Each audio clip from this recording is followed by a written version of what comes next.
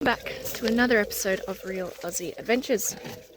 We're currently filling up water bottles and packing things up from our space last night. And then we'll be off onwards to Normanton. Not really sure if there's much to do in Croydon. Might check out their lake, but we'll see. We've arrived at Lake Belmore and it is so peaceful and so serene looking. There are also freshwater crocodiles apparently in this lake, which is interesting. Didn't realise, so I guess we're going back into croc country now. Apparently not only freshwater crocodiles inhabit this area, but salties do too. There was a warning back there that said don't go swimming. There are saltwater crocodiles present, but the sign looked really old. And the red writing from the warning was faded, and so was the no swimming icon. So I'm not sure how recent that is. I'm not going to risk it, of course, but it's interesting. Definitely on crocodile country again. So we finished up at Lake Belmore, and now we are at Dimes Lookout to have a look at the town.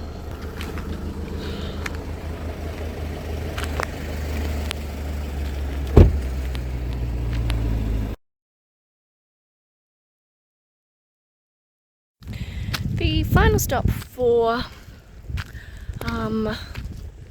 Croydon is this Chinese temple site, which we saw on the way in on the way into Lake Belmore.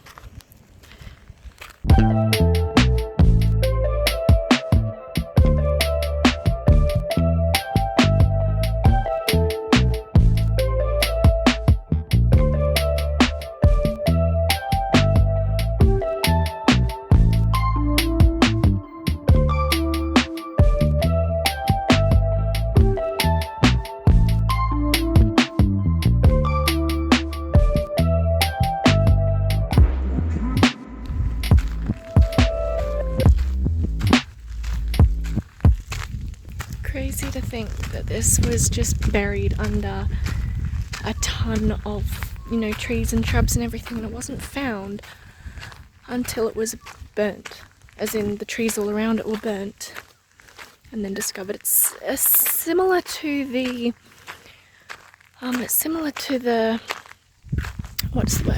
the underground hospital, in how it was hidden and lost and then all of a sudden discovered thanks to fire.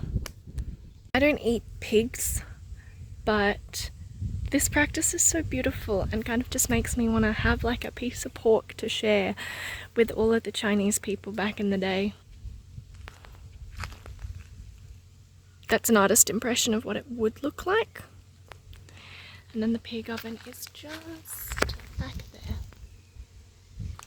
Apparently there aren't all that many pig ovens left in China, so they're somewhat of a rarity because they're being cleared away to make way for housing and other things. So that practice of the pig roasting is dying out, unfortunately.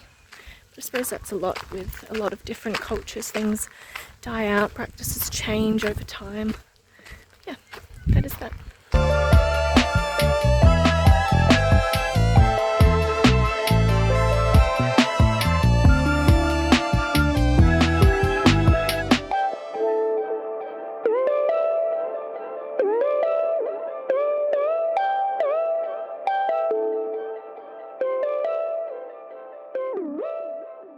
Finished up with the Chinese temple site because something that this one had was these little scan to listen markers, which I didn't scan, of course, the first time around. I've got no signal out here. So we went around, did it again, and listened to all the different stories and tales and got a bit more information about this site. It's quite intricate and quite amazing.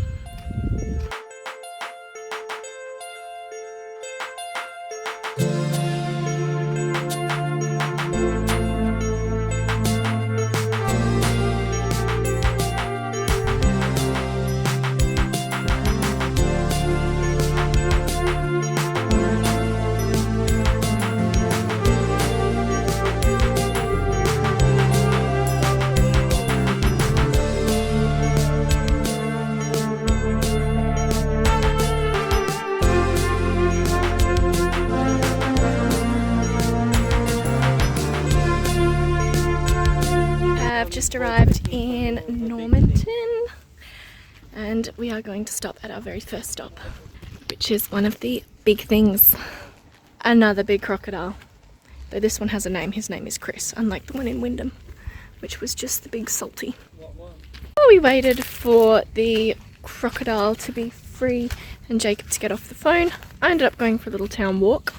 Found out that this was the old jail in town, built in the 1880s and was operative from 1888. And this is the old trackers' quarters. Aboriginal men were renowned for their brilliant tracking abilities. They could locate missing people, people running from the law, lost stock, and a myriad of other things just based on their knowledge of the bush, which is awesome. So they were often hired around the country to fill such roles. And that is where they would have been housed. Well, they would have been housed for the Normanton region anyway.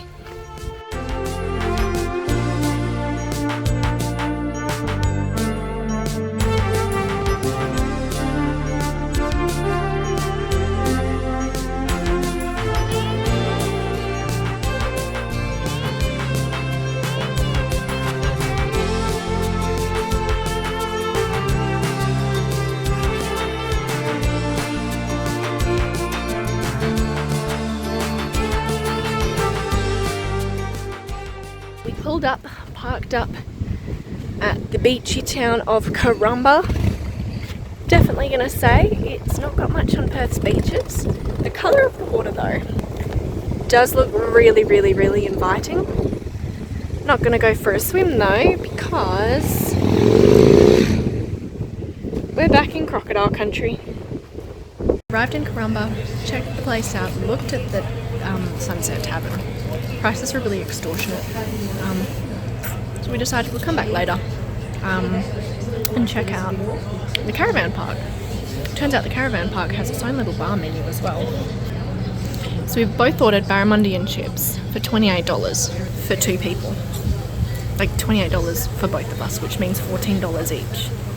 Can't complain, great meal sizes, and there's no salad taking up my precious chip room. Can't complain. Meanwhile, the football's on, and there are football tragics. Finished up dinner at the caravan park pub,